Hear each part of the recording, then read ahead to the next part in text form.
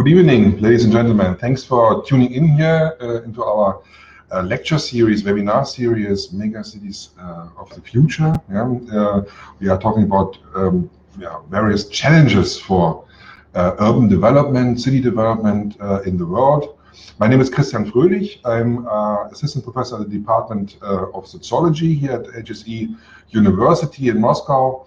And today I would like to speak a little bit about a certain kind of challenge, namely the challenge citizens, residents of cities pose to urban development and city development.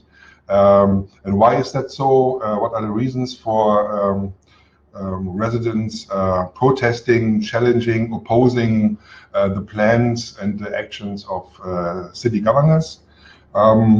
I'm a sociologist. That's why I'm interested in the social processes going on in a city, and especially in big cities, in mega cities. Here I live in Moscow and observe every day the challenges that mega cities like Moscow faces. And my research has been focusing also on residents' activities, citizenship, claims of residents of the population here in Moscow. But today I will widen the scope and talk in more general terms about those processes by focusing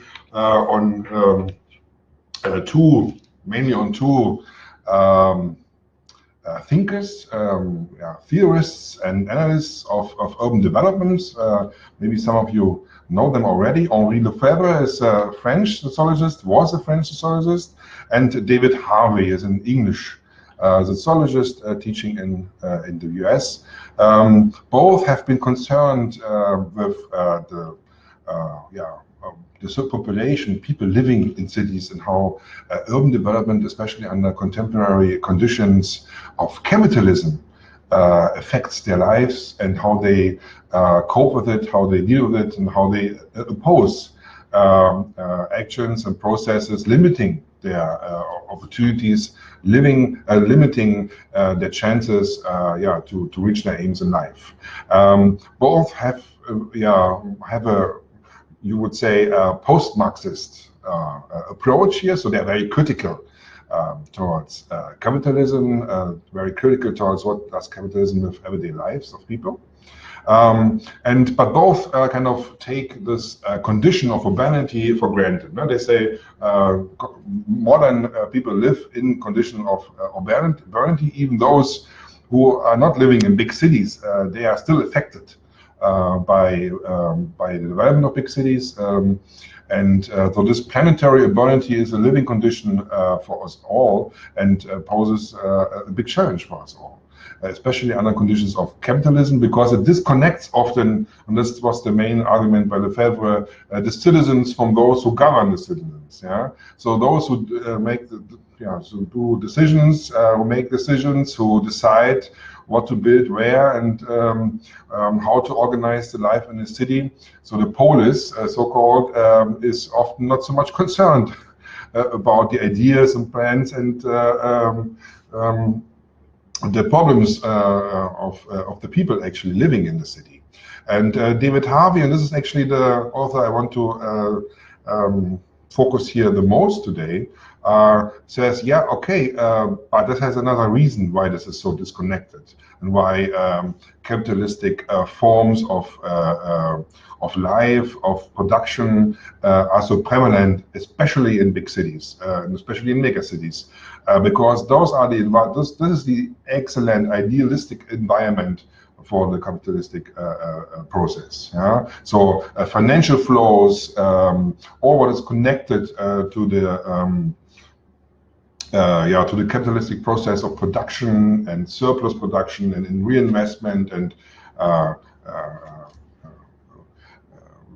raising the benefit of your investment thrives the most and the best under global urban conditions, especially in big capitalistic megacities. So this argument I will show you today, develop as Harvey did in his works, and then also show you how this has been opposed by people living in cities all over the world. So here my interest is also a comparative interest. I'm the academic supervisor of a sociological program called Comparative Social Research. So we are especially interested in comparing the living situations and social processes all over the world in order kind of to look behind the scene, and try to reach the reasons behind of social phenomena. Coming back to the to David Harvey, just a brief glimpse here at the main protagonist of today's lecture here.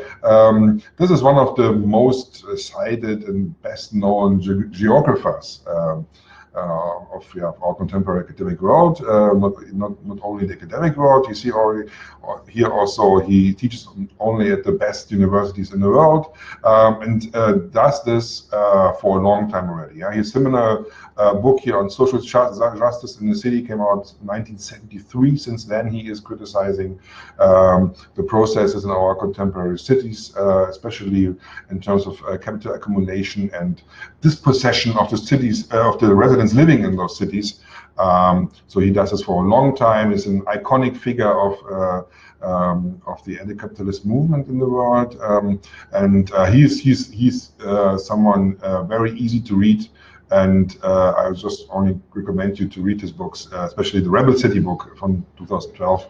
It's very accessible and gives you a lot of overview about city development and how to criticize it.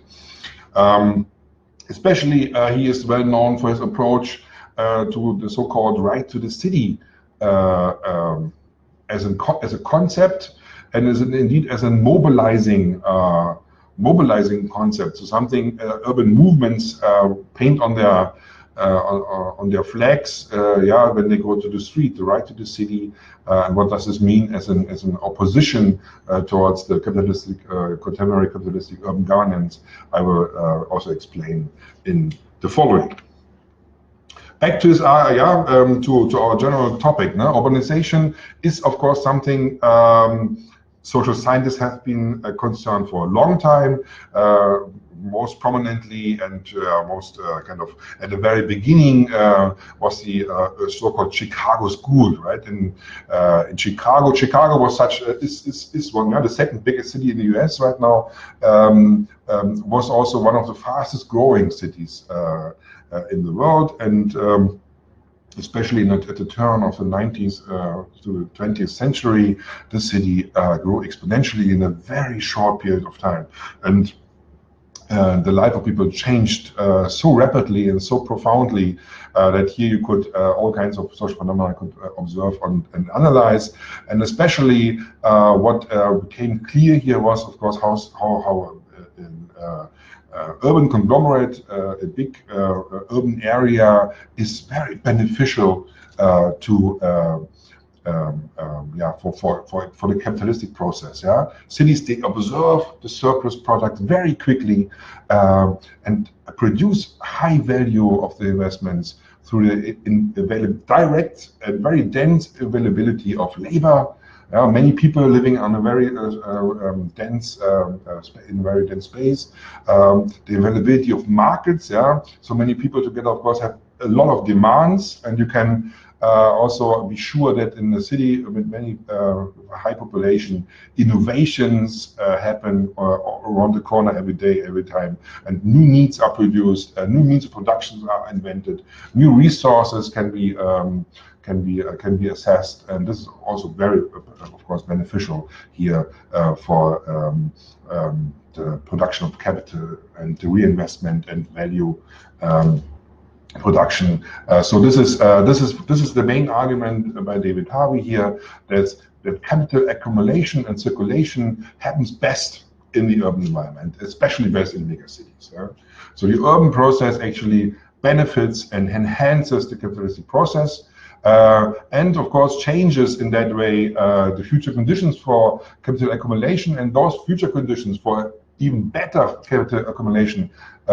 This is Harvey's argument, is the main goal of city governance. So urban governance is concerned with developing the conditions to attract money and capital into the city, and you can only do that in that you produce better conditions for that process and promise even higher value production. Yeah? So the city is in that view, that post-Marxist view, the city is a product and the condition of the social process of transformation under capitalism, and that impacts, of course, political economic dynamics. So within the population living in a city environment, very differently. So this produces huge social and social economic inequalities, which are expressed in geographical terms, yeah? Meaning that in certain parts of the city only certain types of people live. Yeah? So the better off in certain parts, the poor in other parts, and then other groups between it somewhere else. But they are located in this spatial environment of the city according to certain parameters of that capital accumulation process. That's the argument here. All right, and I mean that does not, and that of course can be illustrated already in history. This is not a new process, and actually here we have, in the following I will present you some examples from the human history, and starting here with France. But here this maybe the first profound example of such a process, how city development is closely related with capital accumulation process, with the financial situation of a government as such. In the mid-19th century in France, the government was in deep crisis. Yeah, there was a crisis of labor, there was a crisis of state finance. Yeah, and they had a genius idea. Napoleon Bonaparte contracted Georges Eugene Haussmann, his main architect, with the task to restructure the whole city. Yeah? This was the time when those nice houses, you know, now from your Paris trips, yeah, those wonderful multi-story turn of the century, or the 19th century city houses. They have wonderful romantic views, yeah, and their nice facades. This was all built in the mid and end of the 19th century with huge governmental secured loans, and was intended to rescue the French state finances. Yeah, what happened here was that all those poor buildings, which are Paris and city center consisted of, were demolished. People were removed from the city center to the margins or somewhere wherever they found a place, and those new buildings were raised in the city center all over, where only rich people could live. Yeah, and this is as it is today, even now. Yeah, so this restructured the social structure of Paris profoundly. That urban redevelopment program, and this was solving the capital labor crisis. So you need a lot of people to build all those houses, and you needed a lot of capital. Yeah, and it was financed by state banks and other schemes, new schemes. Yeah, there was a huge inflow of innovation of how to finance. So no financial instruments were invented here to get the money, the investment flowing. Yeah, but it lasted only so long until the war against Germany in the 1860s was lost, and a general financial crash happened, and houses were built. People were still poor, and even poorer, because now the government had huge problems here to provide any kind of public welfare. And what the result was, we all know already, the big revolution at the end of the 19th century, the Paris Commune, the protest revolt, what you see here on the picture, against the city and the general federal government of France, by the dispossessed, aiming to take back what was taken from them, their housing, their living space, and driven by nostalgia for the time before the huge and profound urban development. But things had been done. The second example is here from some several decades later, from the US. The US here was also in a huge capital crisis yeah, in the 30s and the 40s. So the World War II actually solved huge parts of the financial crisis in the US, because the investments into yeah, the military complex were so huge that they actually absorbed a lot of capital surplus, so that kept the capital flowing. Yeah? The investment into production of military technique, but still they needed more. And here again, one main architectural visionary came into yeah, into focus here, Robert Moser, who discovered yeah, what Haussmann did in Paris some decades earlier, and taking that example, redesigned New York City and other big cities in the US, also by inventing new financial instruments, how to yeah, invest money into real estate and huge building projects, especially here with that money, the so-called suburbanization of America was financed. There, you know, all those, yeah, those one-story family houses around big American cities, those huge areas of those suburbs. They were built in the yeah, 40s, late 40s and 50s, and solved huge parts of the US capital crisis at that time. But it also had a huge impact on the life of Americans. Yeah, so this lifestyle we often kind of smile about, no? Those individualism, yeah, very protecting your individual property, conservatism also, like against any change about this, yeah. This was born in that time when people got very easily their own home and their own all those new products, yeah, refrigerators and cars and everything. But this process, yeah, this was holding out also of inner city centers. Yeah, this primary example of Detroit City, which a lost city center, totally taken over by plants and by rubbish and by anything else but people, which is now kind of refurnished right now, but for a long time was just empty. Was a result of that, no? This spatial relocation of people and also parts of the population according to their welfare was hugely affected by those urban development projects of the 50s and 60s in the US, and kept the capital flowing, yeah, and kind of gave even more power to the financial system of the US. Until then, of course, it was stopped again, as it was in France, by a global financial crisis. Yeah, you know, of the late 70s, which affected the countries all over the globe. Also, the capital flow, which was kind of very much boosted, again came to a stop, and we still have the latest financial crisis, which was also related to real estate development and building and urban development, still in mind.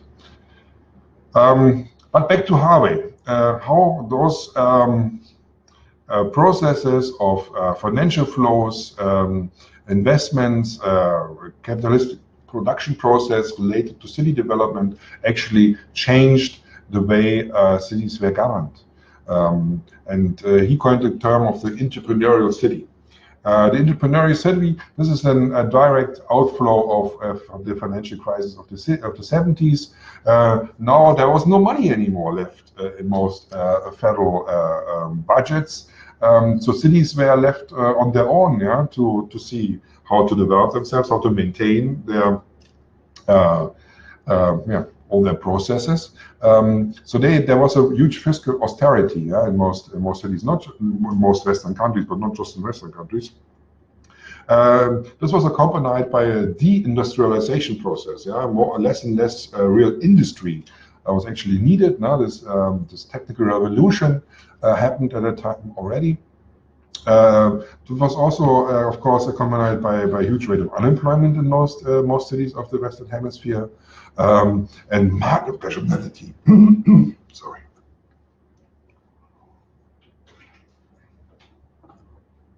market rationality and privatization efforts sunk into public governance. Yeah? And cities started to compete with each other for resources, jobs, and especially capital. So they had to be entrepreneurs, yeah, in order to secure investments by private actors, by public actors. So the government shifted, yeah, and towards that competitive approach, yeah. This was only possible by the change of model of how to govern a city. Yeah? So you didn't have a government anymore, like a very defined little group of people who govern the city, but now it became kind of a governance, so a process approach here to governing a city became more and more prevalent in most cities. So an interactive process, yeah, between various social agents, so economic actors and state institutions and branches of government and parties and whatever, yeah. So all those, they kind of acted together to maintain, yeah, the city affairs and so-called, as we call it today, governance and not government anymore. Yeah? But all with a competitive approach. Yeah? How can we be better than other cities in order to attract more citizens with money and investments and business and so on. So this gave rise to the so-called public-private partnership model of public governance in cities. Yeah? This is, of course, also due to approach to boost yourself, your image as a city, yeah? Your value as a city for investors very much. Yeah? And local governments use their power to kind of push through and create those city images and in order to attract external funding. You know? This was very speculative, because public-private partnerships means actually the public secures the risks of the private actors. So if something is some investment, some kind of cooperation in order to buy hospitals, to buy roads, to buy public transport, to buy shopping centers, and so on. Here, the public authorities, they secure the risk, so they make sure that if this is a negative trade, so if something goes crashing, it's not successful, then the government takes all the risk, takes all the losses, and the private actors are good out of it. And if the whole project is very successful, then the whole benefit, the whole pluses takes also the private actor, yeah, of this equation. So this was always a kind of for the public not a beneficial contract, but still attracted private actors to invest in public space. But the approach here was not to develop the space as a social space of people living in the city, but so this approach actually excluded the local problems, local concerns of people living in the city. It's only directed towards global considerations of the city image to outsiders, to attract more investment, make it a more attractive space for investments and businesses, and then those businesses became, of course, more and more global. They were not localized anymore. So that's why also the outreach of cities was not localized anymore, but it was global in general, and money and resources for actually solving your own local problems was less and less available and important. So here are just a couple of strategies what urban governance uses in order to boost their standpoint, to boost their attractiveness, to kind of develop a good business climate, to attract shopping malls and waterfronts and so on. To this development of those, in order to compete with other cities. No? For one, of course, they exploit particular local advantages, and put them forward as as good examples of how you can of good environments for the production of goods and services, no? Certain infrastructures, resources, and so on. No? So often then roads or electronic infrastructures might not be built for the local population, but for companies who want to have the headquarters maybe in the city and so on.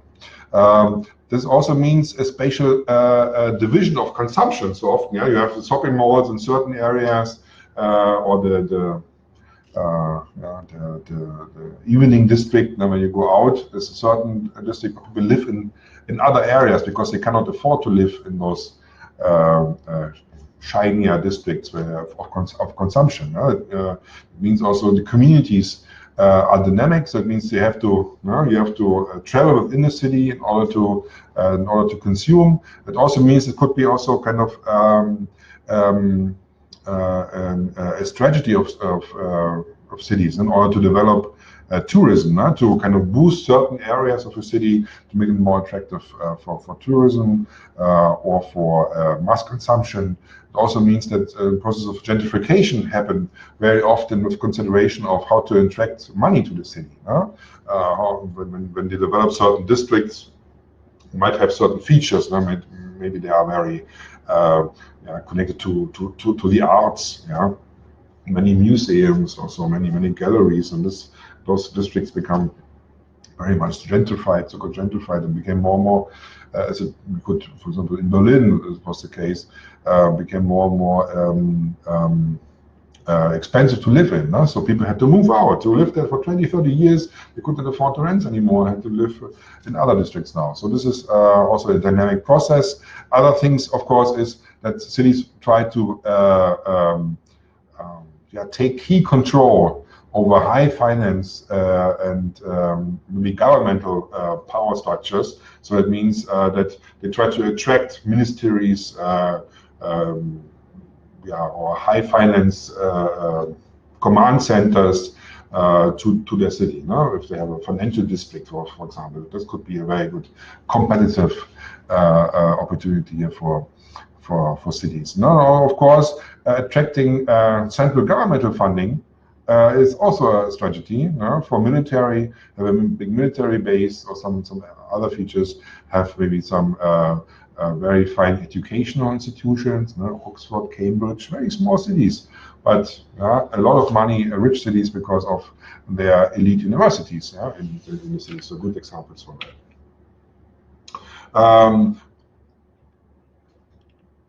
Of course, also certain spectacles are often very beneficial to boost a city's attractiveness for the capitalistic process. We have seen it all every 4 years. The Olympic Games or the soccer championships of the world are always events for those cities who are the hosting cities to boost the local economy, to develop those infrastructures, to kind of develop those opportunities to attract even more money also after the event. Often this leads to a so-called cultural postmodernism in terms of how cities look. Often you have an eclecticism of urban planning. Not an overall plan how the city should look like, but just it comes with the opportunities of investment. And so the design of a city is often very fragmented in contemporary cities. And social problems are, of course, often masked, especially when it comes to the big international events. Of course, the social problems of a city, of a host city for a soccer championship is, of course, not at the forefront. Sometimes activists bring it to the forefront, but that is not what is intended by urban governance. Although those boosting strategies often also lead to positive features, that residents might become more attached to their city, have a positive self-image of the city. I guess this certainly happened here in Russia during the soccer championship a couple of years ago, last year. that notice boosted indeed solidarity also between people living in Russian cities and other cities. So this was one of the positive points of contemporary urban islands. But of course, not always all shiny. What shines, of course, there's of course there are other bigger global processes going on when it comes to urban development. Again, related to global finance and global capitalism. Since the 1990s and 2000s, we can observe another so-called urban revolution related to property markets and debt financing. And this is, of course, the result of it. We have already seen 2007 and 8, so that the US housing market, the expansion of the US housing market stabilized the crumbling US economy and boosted consumerism, of course, and people could easily afford housing. And also, that at the same time, we have seen a global expansion of property markets, especially when it comes to China and the building boom in China, which attracted and had to attract a lot of global investment into China and the China building construction industry, which then again absorbed a lot of global surplus and stabilized the global economy.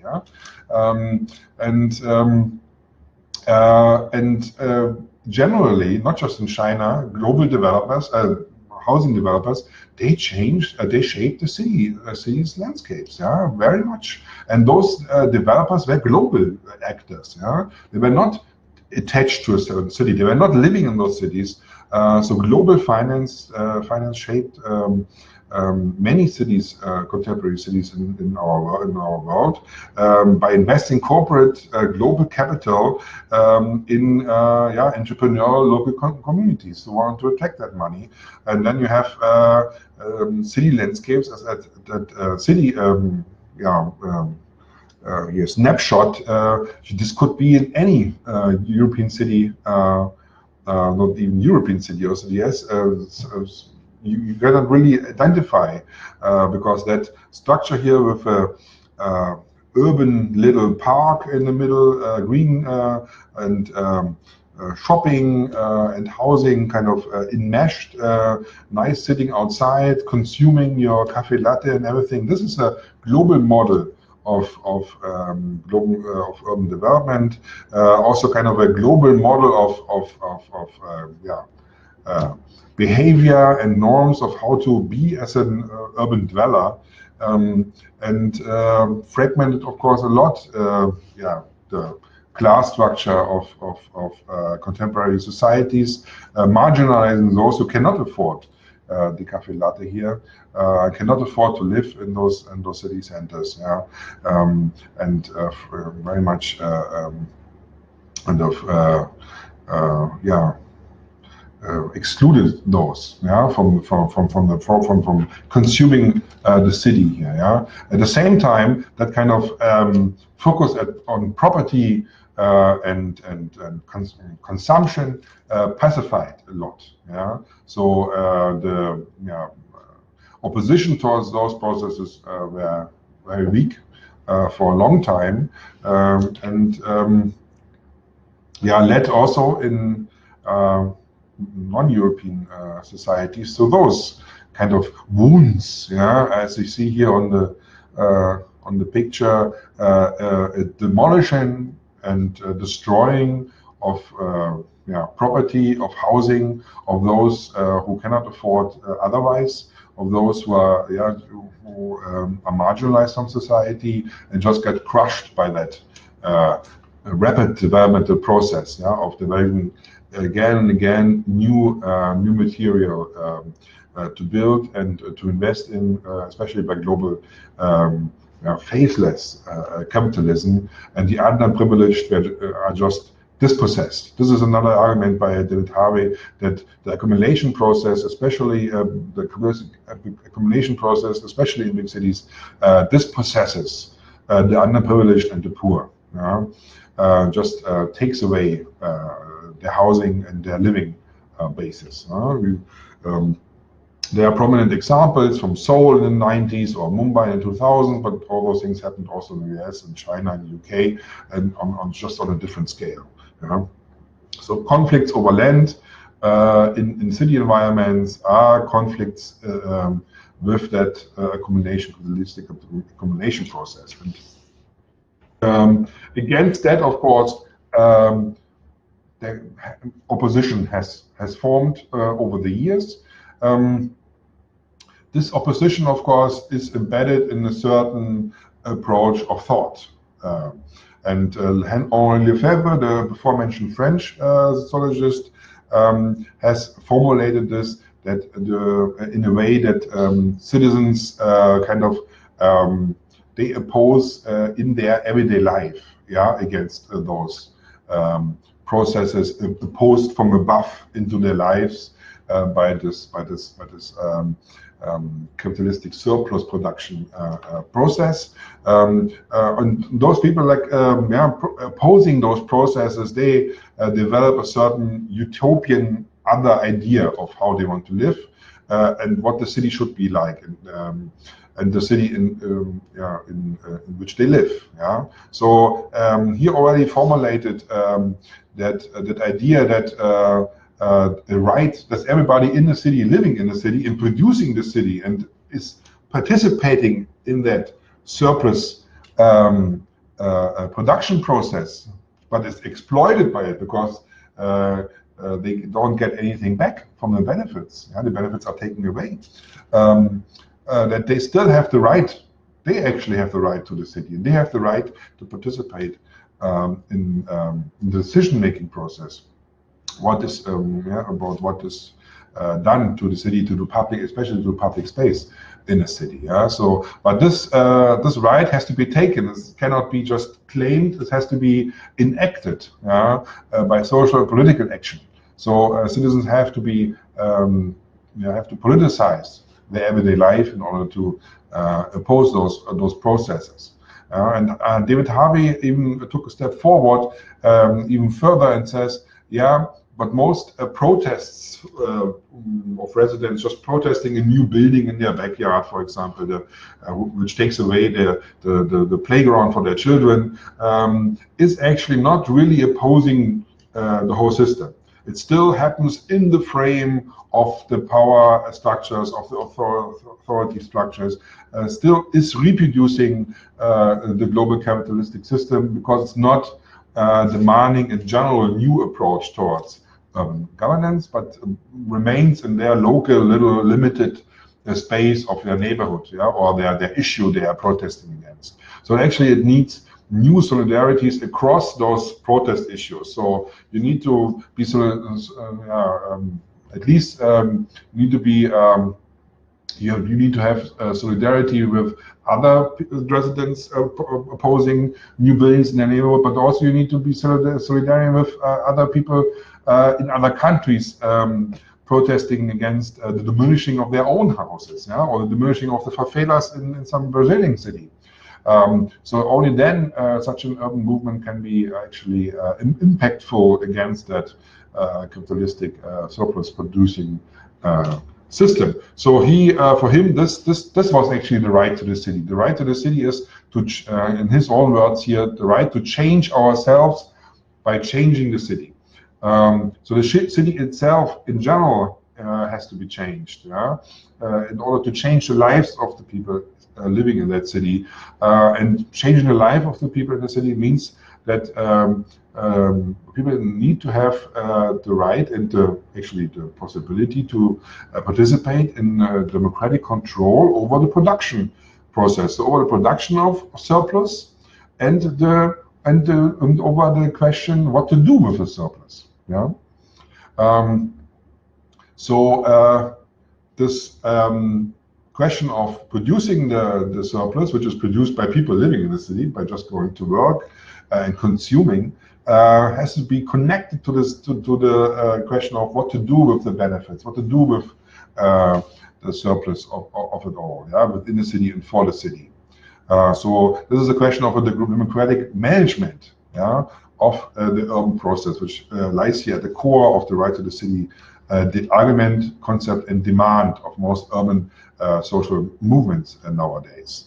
But that also, of course, means a class confrontation. So those, we might remember the demands of the Occupy movement in the US. We, the 99%, is of course an extreme expression of that idea of classes, of the masses, 99% against the 1%, the wealthy and better off. Of course, can be broken down in many different ways. Confronting those living in the city and those governing the city, those the better off districts in the city and the worse off, and so on. So confronting, in any case, what the global financial capital does with the local environment of your everyday life. And you see here with an example of such a protest here down. At the bottom of the slide. Some urban movements, of course, were around all the time, and I just just explain a little bit the process of urban governance and its relation to capitalistic surplus production, and at the same time, of course, urban movements developed all the way. And since the 19th, 20th century, at the turn of the 20th century, they actually arose out of the social struggles of minorities or certain groups of the population, like the workers, women, ethnic groups, struggling for emancipation. And after World War II, of course, this was very profound, especially in the face of those massive urban redevelopment process in the US. So housing protests against housing policy and urban renewal was often answered by protests and squatting, so the occupying of not used housing space. But soon after, identity-based movements, so-called new social movements, developed in the frame of struggles of race for equality or sexuality, sexual equality. A good example is here the gay community's role in the political changes in San Francisco. So San Francisco has a district where people lived, and from that district the gay movement arose, but as a movement, an initiative against certain changes in urban governance in San Francisco. But also the anti-globalization movement is an urban movement and directed towards urban governance, because here local contestation, so people living in their cities and on directing towards changes in their cities, were protesting against global processes affecting those changes in their cities and their everyday environments. And here, of course, they build alliances across sectors. So there certain workers from different sectors were uniting, or people from different districts were uniting. So many different issues, related to those global processes came together, forming one opposition movement in that anti-globalization or global justice movement, as it was also called. All right, and but still, although those were general, similar issues and shapes of global of urban movements, there have been spatial differences throughout the world.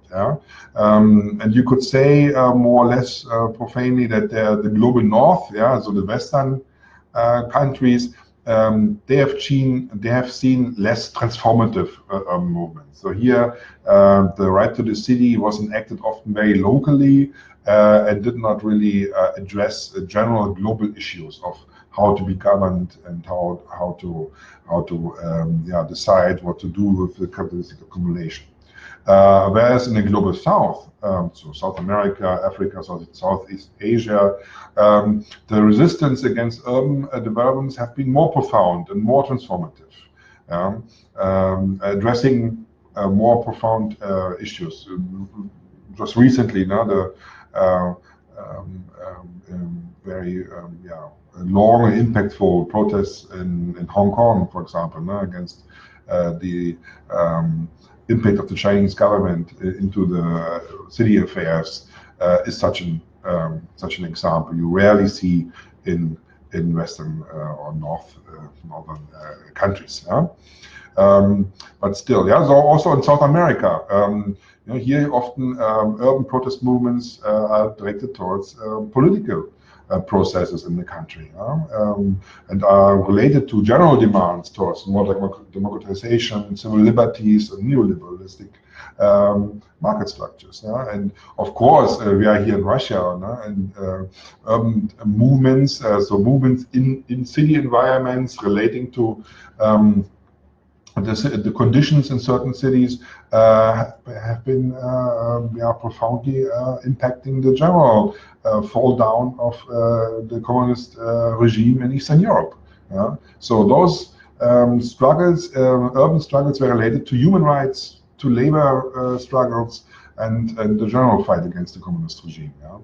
And in Asia, you have similar processes demanding an urban citizenship, demanding the right to actually be acknowledged as someone living in the city. You have those problems in China, for example, of those wandering workers, people from all over China, from the rural areas. They're traveling to the big cities, and those big city projects where they build mega cities from scratch on the green field.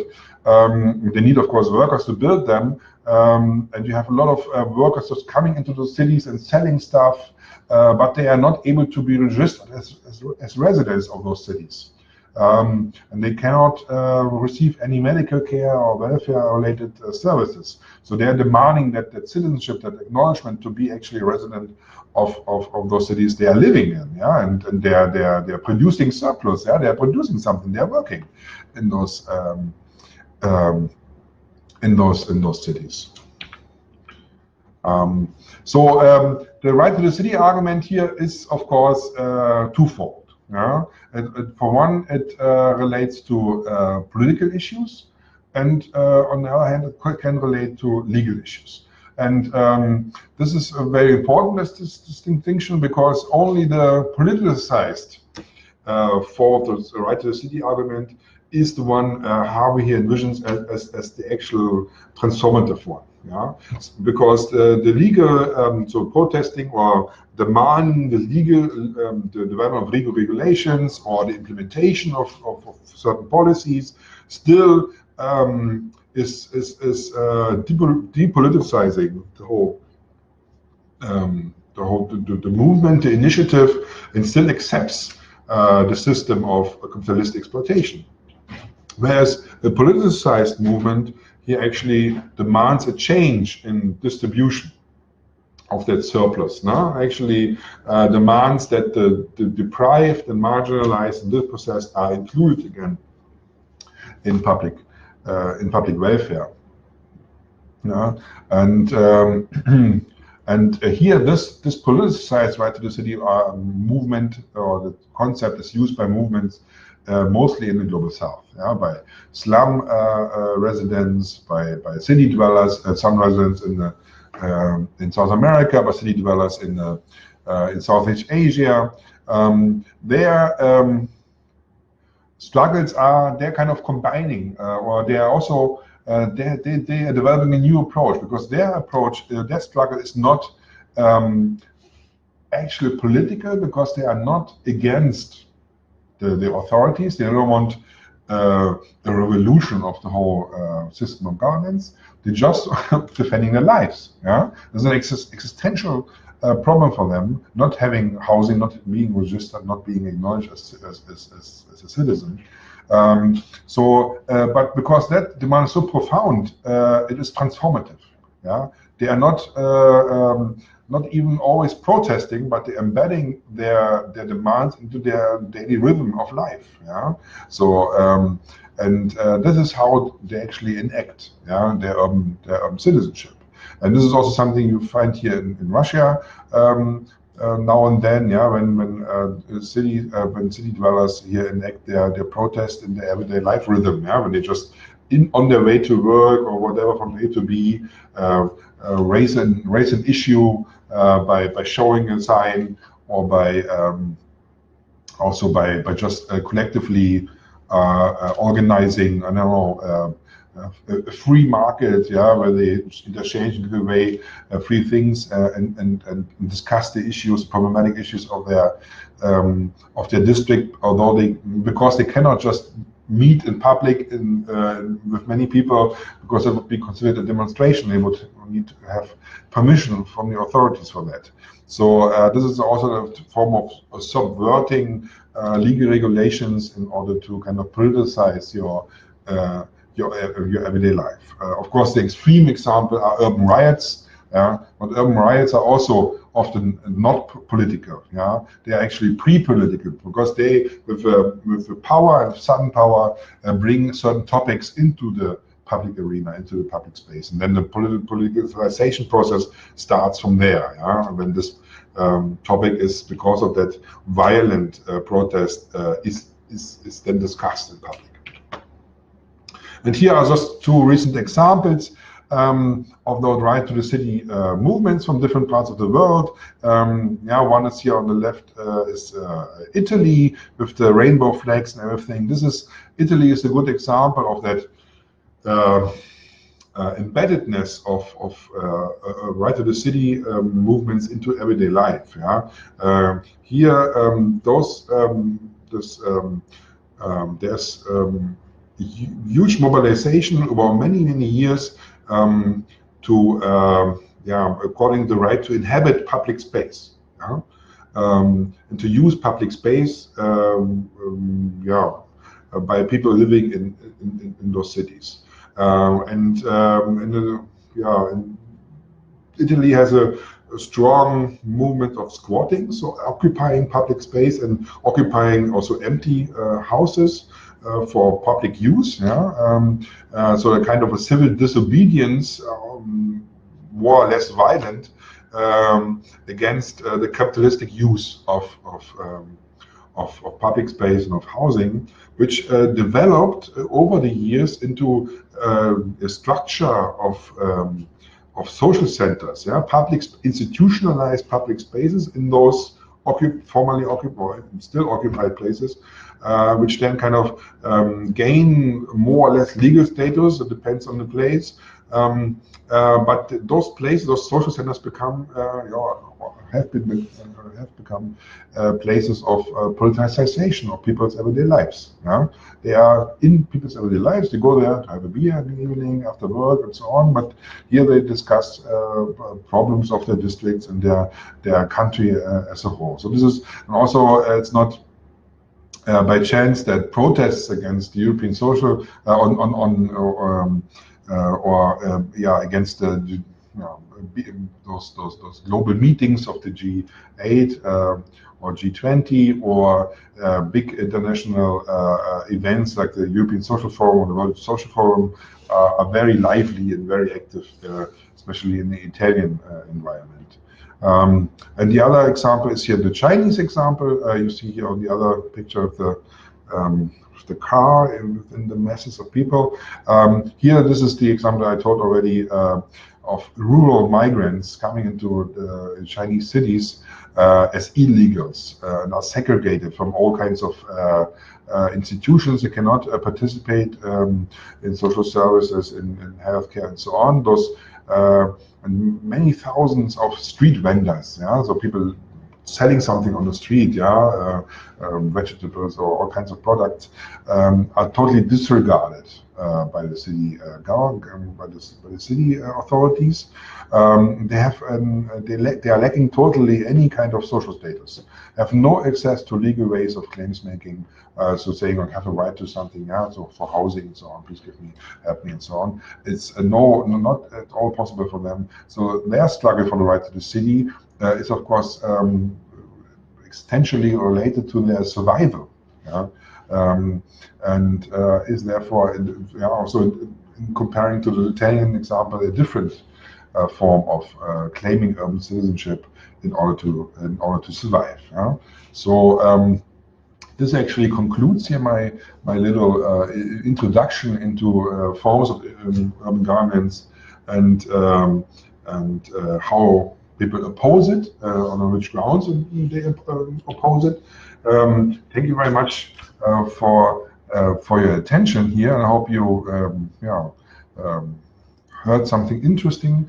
I recommend you again to read up on David Harvey. It might be now there is a possibility here to ask questions if you have any. If not, this is no problem. Thank you very much for your attention. I hope you had interesting couple of minutes here with me, and tune in again for the other lectures in our seminar series here, and have a good evening.